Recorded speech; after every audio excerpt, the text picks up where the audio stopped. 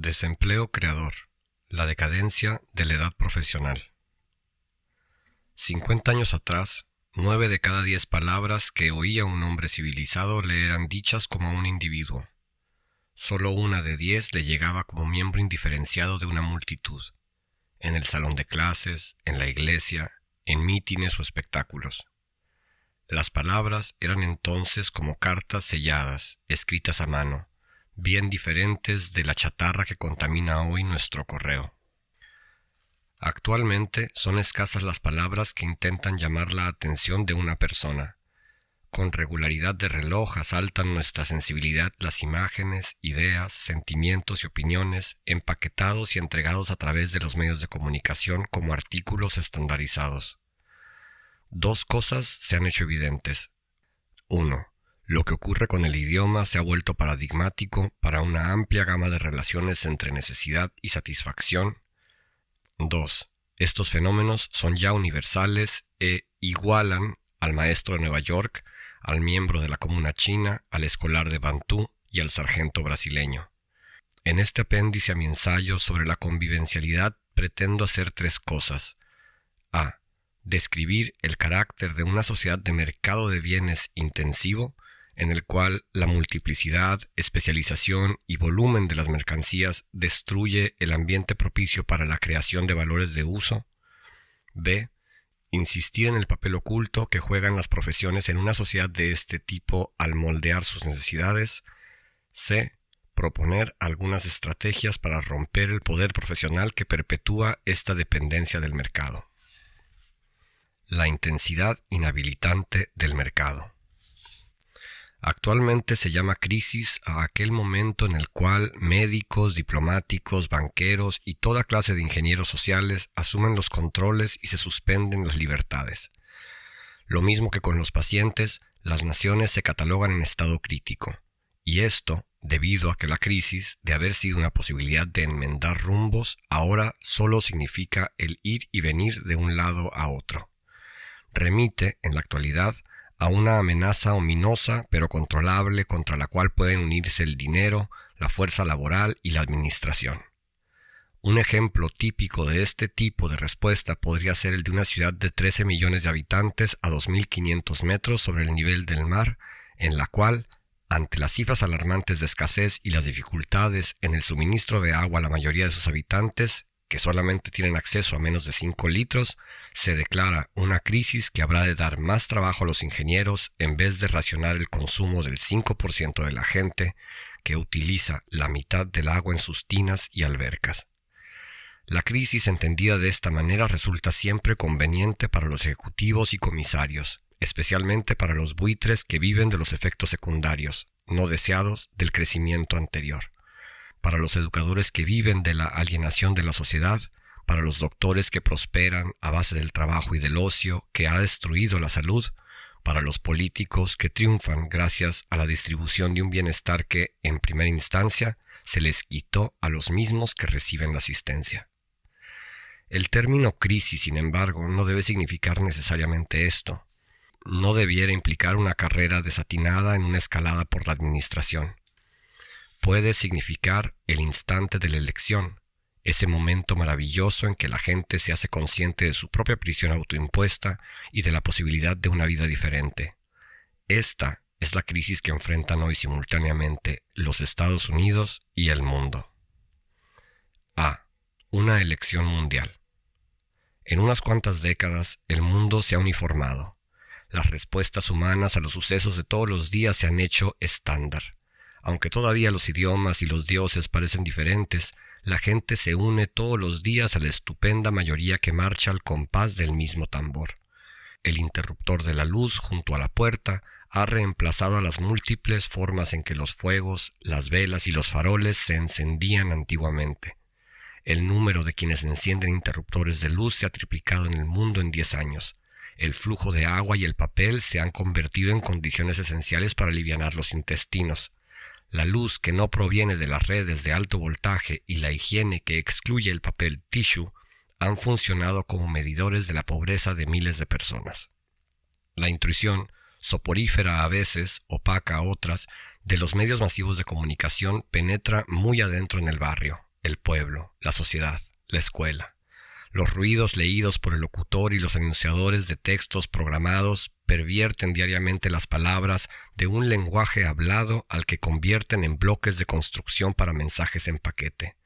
Para tener actualmente la posibilidad de que nuestros hijos jueguen en un ambiente en el que 1 de cada 10 palabras que oyen les sean dirigidas personalmente, deben estar ellos aislados o apartados temporalmente, o bien deben ser marginados opulentos a los que se protege cuidadosamente. En cualquier parte del mundo se puede notar un rápido enquistamiento de la aceptación disciplinada que caracteriza al auditorio, al cliente, al comprador. La estandarización de la acción humana se va extendiendo. Se hace evidente ahora que el problema crítico que enfrentan la mayor parte de las naciones del mundo es exactamente el mismo. O la gente se convertirá en cifras de una multitud condicionada que avanza hacia una dependencia cada vez mayor, y necesitará por lo tanto de batallas salvajes para obtener un mínimo de las drogas que alimenten su hábito, o bien encontrará el valor que es lo único que puede salvar en el pánico, mantenerse sereno y buscar alrededor otro escape que no sea el obvio ya marcado como salida. Sin embargo, muchas de las personas a quienes se les dice que los bolivianos, los canadienses, los húngaros enfrentan todos la misma elección fundamental, no solo se sienten molestos, sino que se ofenden profundamente. La idea les parece no solamente loca, sino chocante. No logran detectar la similitud en esta nueva degradación amarga que va permeando el hambre del indio del altiplano, la neurosis del trabajador de Ámsterdam y la cínica corrupción del burócrata de Varsovia. B. Hacia una cultura de productos estandarizados. El desarrollo ha tenido los mismos efectos en todas las sociedades. Se han visto atrapadas en una nueva trama de dependencia de mercancías que fluyen del mismo tipo de máquinas, fábricas, clínicas, estudios de TV, think tanks. Para satisfacer esta dependencia se tiene que seguir produciendo siempre más de lo mismo, bienes y servicios estandarizados por ingenieros y destinados a los consumidores, quienes a su vez son estandarizados por los educadores y promotores para que crean necesitar lo que se les ofrece. Ya sean tangibles o intangibles, son estos los productos estandarizados del mundo industrial. Asumen valor monetario como mercancías y se determinan tanto por la acción del Estado como por el mercado, aunque el nivel de participación de uno y otro varía en los diferentes regímenes. Las distintas culturas llegan a ser así residuos insípidos de un estilo de acción tradicional, perdidas en un páramo mundial, un terreno árido, devastado por la maquinaria necesaria para producir y consumir. En las riberas del Sena y en las del Níger, la gente olvidó cómo ordeñar porque el líquido blanco les llega envasado.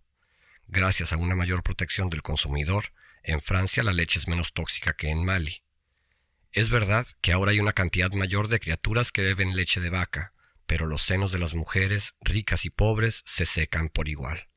El adicto nace con el primer grito del niño que tiene hambre, cuando su organismo aprehende la leche artificial, abandonando el seno materno que de este modo se atrofia. Todas aquellas acciones humanas, autónomas y creativas, necesarias para el florecimiento del universo del hombre, terminan atrofiándose. Los techos de barro o de paja, de caña o de teja, se han ido reemplazando por techos de concreto para unos pocos y de plástico ondulado para la mayor parte. Ni los obstáculos de la selva ni los matices ideológicos han librado a los pobres y a los socialistas de apresurarse en construir carreteras para los ricos, esas vías que les conducen al mundo donde los economistas han tomado el lugar de los sacerdotes. El cuño de las monedas se traga todos los tesoros locales y los ídolos. El dinero devalúa lo que no puede medir. La crisis, pues, es la misma para todos, la opción entre una mayor o una menor dependencia de bienes de consumo industrial. Una dependencia mayor significa la destrucción rápida y total de las culturas como programas de actividades de subsistencia que produzcan satisfacción.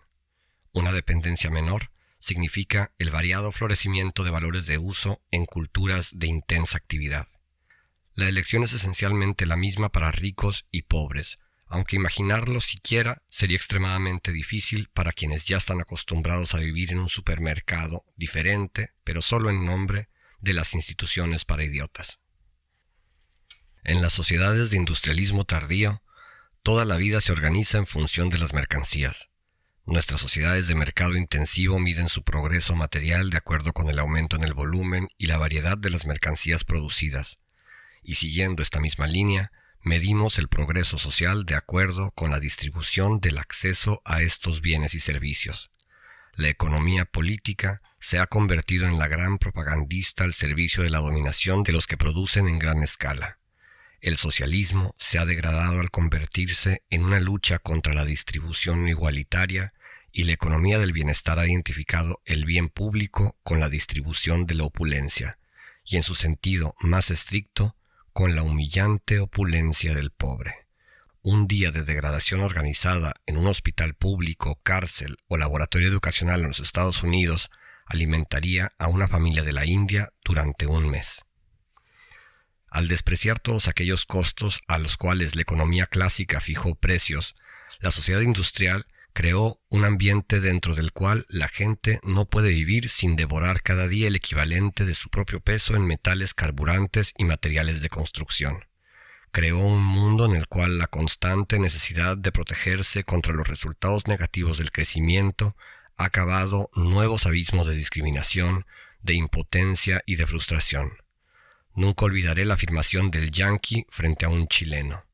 Cita: «Seremos siempre nosotros los que, en un mundo envenenado, tendremos los filtros de aire de mayor potencia». Fin de cita. Hasta ahora, los movimientos ecológicos al servicio del poder solo han servido para dar más consistencia a esta orientación, al concentrar la atención pública sobre la irresponsabilidad técnica de quienes irrigan zonas habitacionales con subproductos venenosos o mutágenos y, en el mejor de los casos, han desenmascarado los intereses privados que aumentan la dependencia del individuo de necesidades creadas. Pero aún ahora, después de que se han fijado precios y costos para reflejar el impacto sobre el medio ambiente, el desvalor debido a los perjuicios o el costo de la polarización, no hemos sido capaces de percibir con claridad que este proceso sustituyó, por artículos empacados y producidos en serie, todo lo que la gente hacía o creaba por sí misma. Desde hace algunos años, cada semana muere una u otra forma de expresión. Las que permanecen se uniforman cada vez más. Sin embargo, aún quienes se preocupan por la pérdida de variedades genéticas o por la multiplicación de isótopos radioactivos, no advierten el agotamiento irreversible de las habilidades artesanales, de los cuentos y de los sentidos de la forma. Esta situación gradual de valores útiles pero no mercantilizables por bienes industriales y por servicios ha sido la meta compartida de facciones políticas y de regímenes que de otro modo se opondrían violentamente. Por este camino, cada vez trozos más largos de nuestras vidas se transforman de tal manera que la vida pasa a depender casi exclusivamente del consumo de mercancías. Esto es lo que deberíamos llamar aumento de la intensidad de mercado en las culturas modernas. Desde luego, los diferentes regímenes asignan sus recursos de manera distinta. Aquí dice la sabiduría de la mano escondida del mercado, allá la del ideólogo y el planificador. Pero la oposición política entre estos proponentes de métodos alternativos para la asignación de los recursos disfraza solamente el mismo desprecio burdo que tienen todas las facciones y partidos por la libertad y la dignidad personal. La política sobre energéticos en los distintos países nos da un buen ejemplo para estudiar la profunda identidad existente entre los diferentes promotores del sistema industrial, sea que se llamen socialistas o liberales.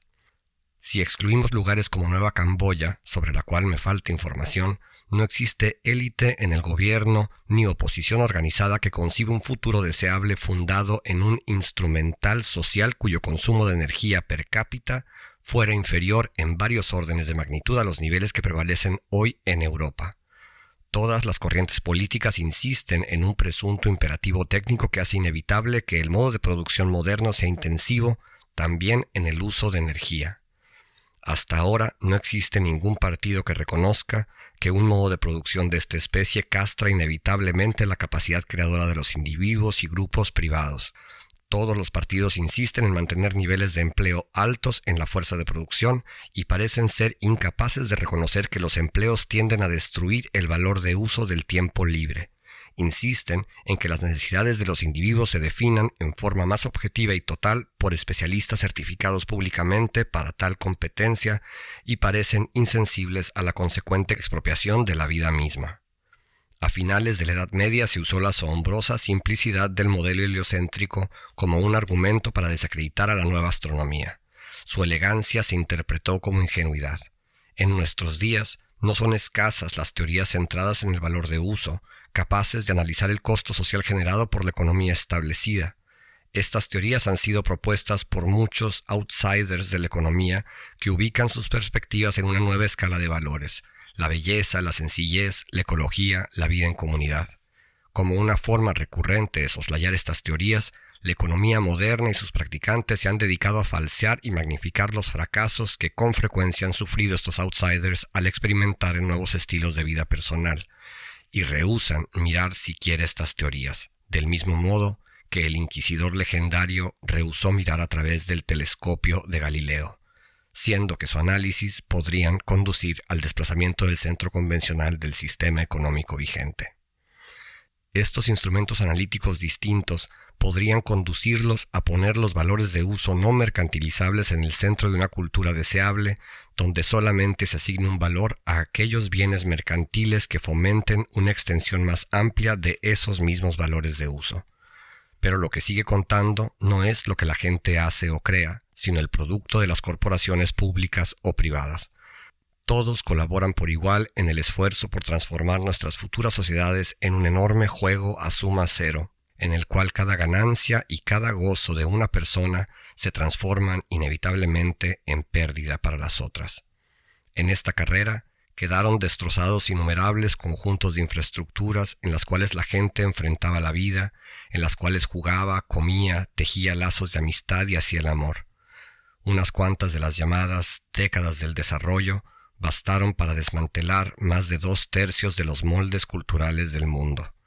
Antes de estas décadas, aquellos moldes permitían que la gente satisfaciera la mayor parte de sus necesidades de acuerdo con un modo de subsistencia.